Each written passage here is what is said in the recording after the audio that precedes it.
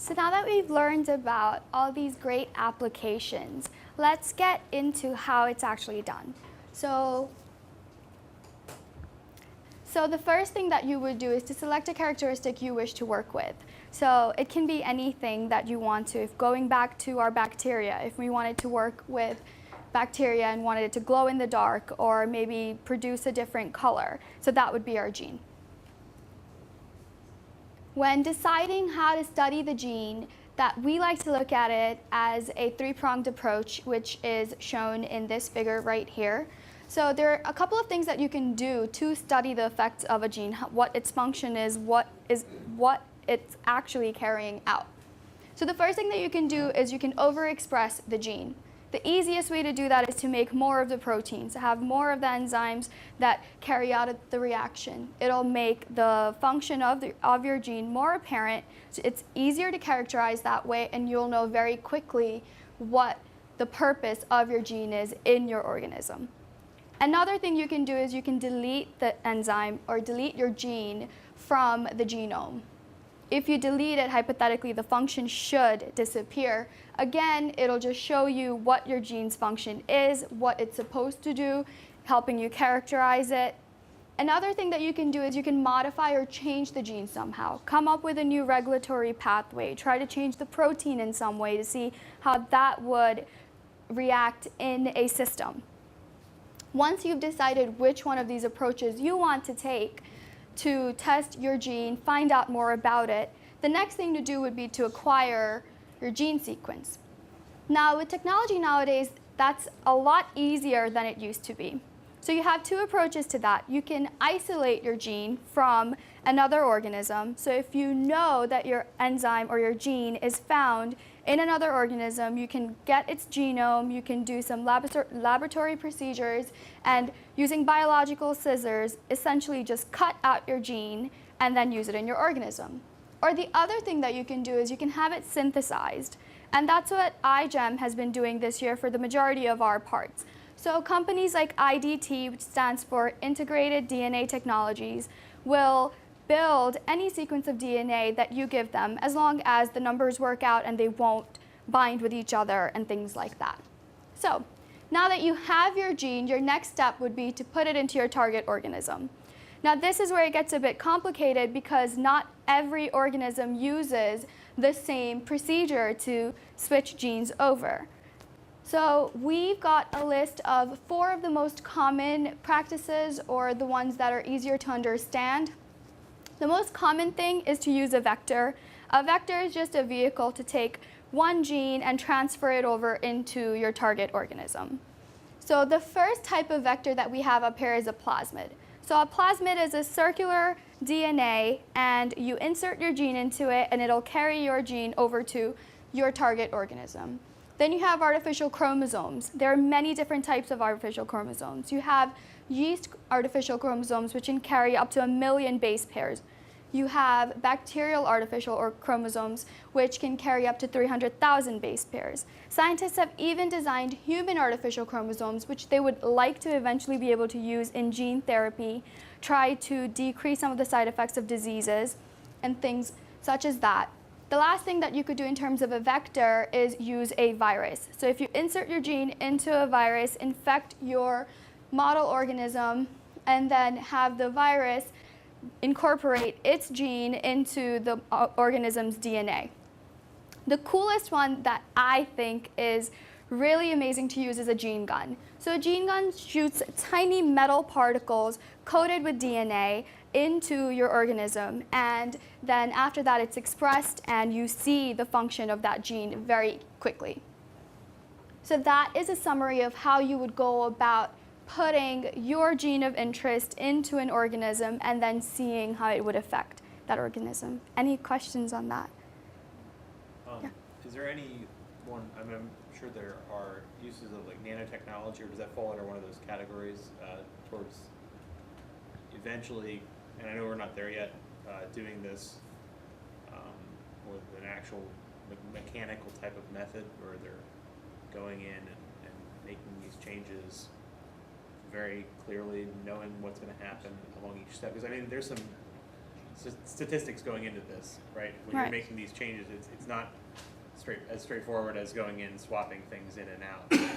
Right. So the idea with the plasmid is that you're going to create a basically a plasmid that's going to carry out your whole reaction. So it's going to have like all of the things to create your create your protein. So when you put it in, it's going to have protein synthesized. But in terms of nanotechnology, I'm not sure if there are any advances in that at the moment. If I can just jump in there. So like there's different ways to get the gene sequence into the chromosome, and it can be, sometimes you just want to make it in a bacteria because you want to make a bunch of that protein or a bunch of that gene. Sometimes you want to put it into a cell line, like a mammalian cell line, where you don't actually have to put it into an organism, but you can see how it reacts in that kind of cell. Then there's other ways to actually put it into an organism. If your organism's a yeast, there's one way, or multiple ways. If you want to do it in a mouse model, a transgenic mouse is a whole process.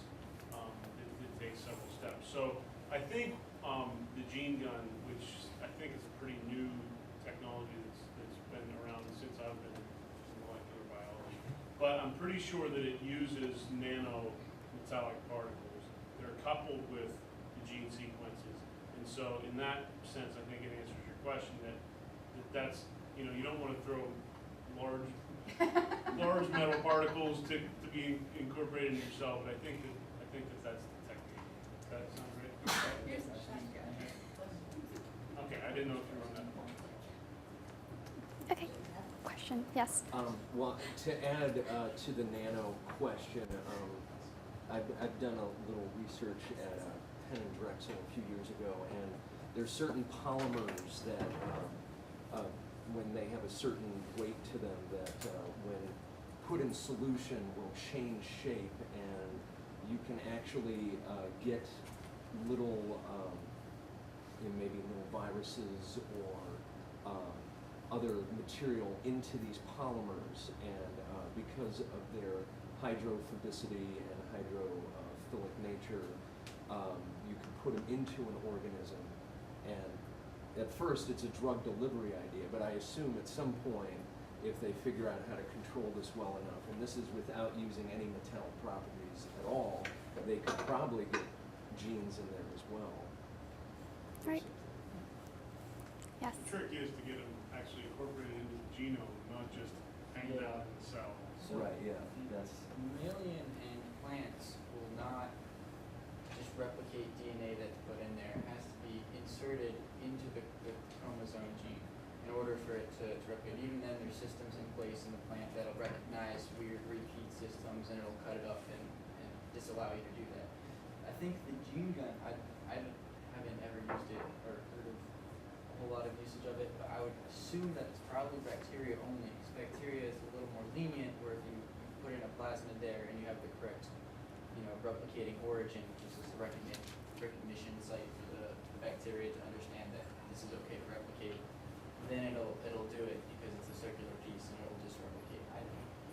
It would be difficult, I think, for a system to work like that with plants or mammalian cells without inserting it directly in line with the gene sequence that's already in place. Okay. Any more questions? I was just, had a question about the gene gun because, like, if you're using it, but if you're saying it's not used for biological systems, that might answer my question, but wouldn't you be concerned about what the waste metal would do to the biological systems, since a lot of systems aren't used to having concentrations of metal in them? Would you like to take? Is it the gene changing, or is it the? This would just be best guess. I would think that metals might just react funny in a chemical manner in the cell that it would like. It's probably a very small amount, and when you do that, you're probably counting on your DNA being copied many, many times for it to be effective. But relative, you only put in a couple pieces of metal that'll hopefully, be expelled from the cell by natural systems. Okay.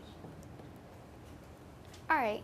So now that we've learned how synthetic biology is used and how you can modify an organism, since we can't take you into a lab and actually show you this procedure, we're going to give you an activity that's going to allow you to design your own plasmid or your own vector. There's still a little bit more to go, sorry. That's going to allow you to design your own vector to solve a couple of scenarios that we've came up with. So there are a couple of parts that are included in a plasmid that that start translation, start transcription, stop it, that tell the ribosomes and the RNA this is where you need to bind, this is where you need to stop, and things like that. So let's go over those parts. So the first part that we have here is called your promoter. So the promoter is what starts transcription. So does anyone remember what transcription does? RNA, great. So that's what your promoter is going to start for you, okay?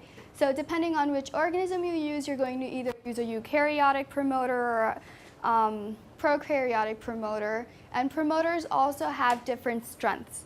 So if you're working with more than one gene, this comes in handy because you want to use the promoter that's stronger on the gene that's more important to your project.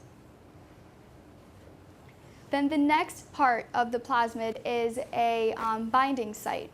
So this is where your ribosome is going to bind and initiate translation. So again, it's going to be different depending on which organisms you're working with. So if you have a prokaryotic organism, you're going to use a ribosome binding site. And if you have a eukaryotic organism, it's a little bit more difficult than just having a place for it to bind. So there's a 5' cap and then a eukaryotic initiation factor, which is a group of enzymes that bunch together to create a starting point for your ribosome to bind. The next thing that you have is the start codon. So this is what lets your ribosome know that this is where your gene sequence starts. So it's usually always an AUG, which is a methionine, and this is how your ribosome knows that after this point, your gene sequence starts. So next you have the rest of your coding sequence, and this varies depending on what organism you're working with, what your target gene is. So after that, you need to tell your RNA polymerase and your ribosomes to stop. The first thing that you have is your stop codon. So the stop codon, there's 3 different stop codons. They all work with the same efficiency. They all carry out the same function.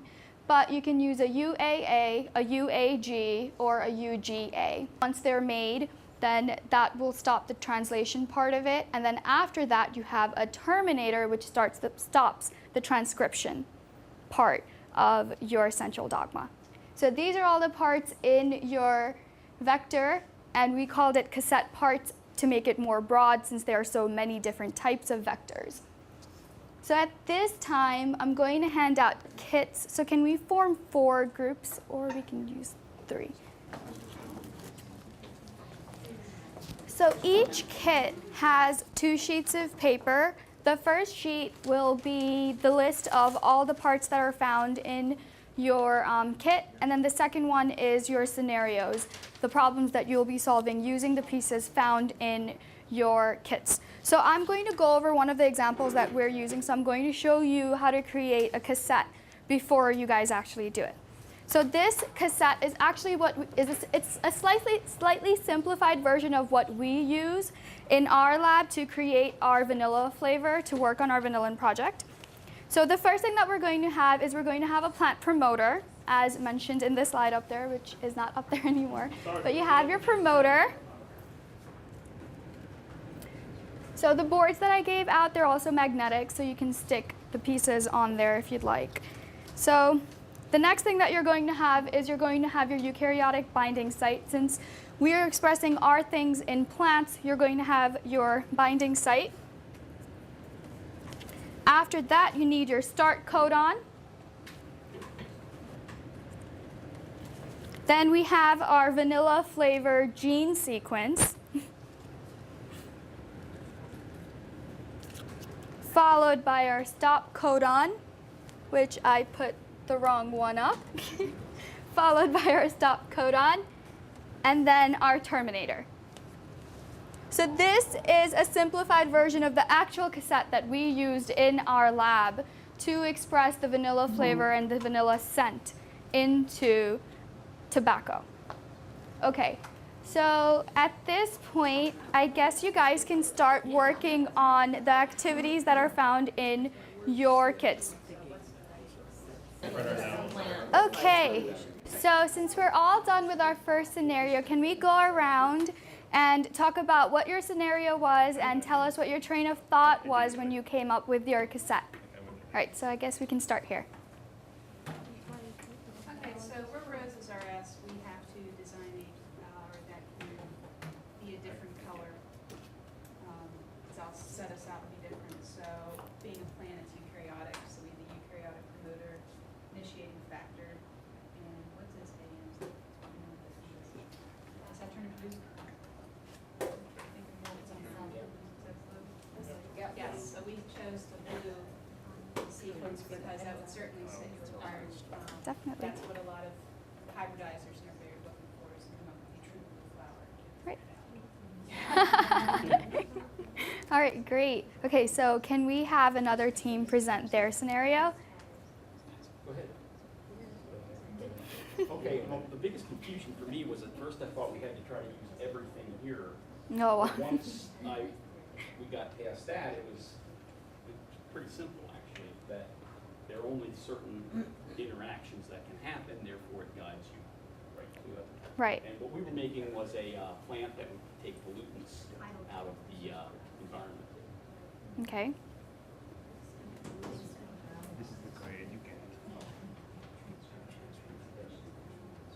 Okay, so would you like to go over your cassette parts? Oh, yeah, go ahead. Somebody else can do that because. So typically, the kit requires 6 parts, and in a reasonable order.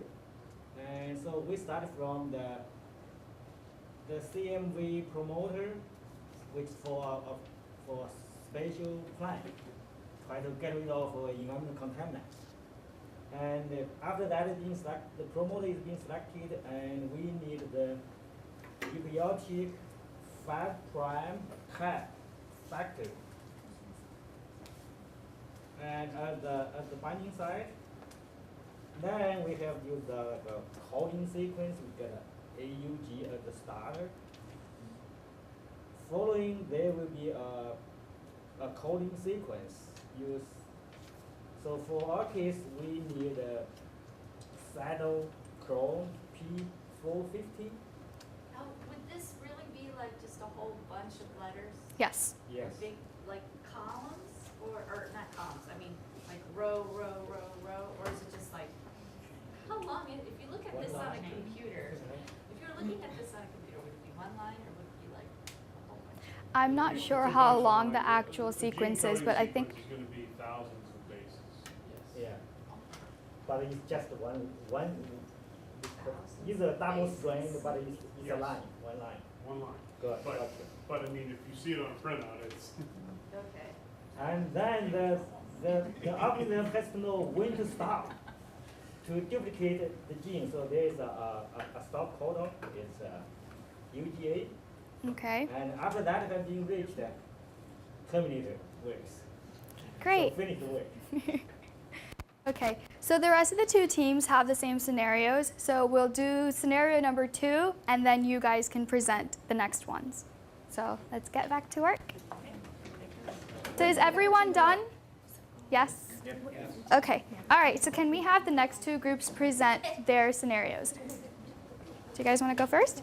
Okay. Do you want us to just summarize the scenario? Summarize the scenario and then tell us what you came up with. Okay, so the company we're working with is Fresh Breeze Incorporated, the leading expert on consumer air fresheners. So the idea was to come up with an air freshener that lights up. So we wanted to figure out what color and what odor to apply. And we determined that we wanted to be kid-friendly. So we used the yellow firefly luciferase to give it the yellowish color. And then since we're marketing this to children, we wanted it to smell like bananas. So a banana-like odor. And then we were thinking, you know, as an extra special thing, we could sell it like with maybe monkey pajamas, you know. So the kids That could is dress up. perfect. Yeah. Okay. I don't know, do you want us to go any more in depth?